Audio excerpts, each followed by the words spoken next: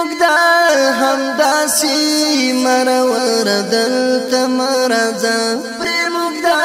همداسي مرور دلتا مرزا حضرت ابن عمر رضی اللہ عنہ څخه روایت دی سرکار دو عالم صلی الله علیه وسلم ارشاد و فرمایي د کبر څخه بچاو سي کبر هغه غټه ګناه ده چې د ټول څخه مخکې شیطان تباه کی د حرص ځان بچاو کی حرص هغه بد شی دی چې هغه حضرت آدم علیه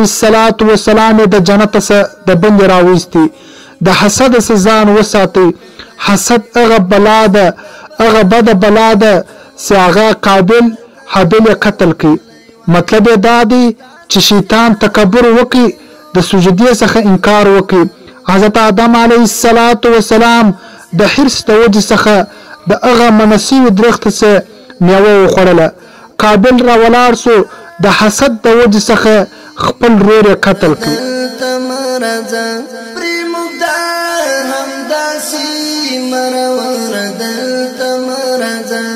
ساندي ورکاندو اختر دلتا مرزا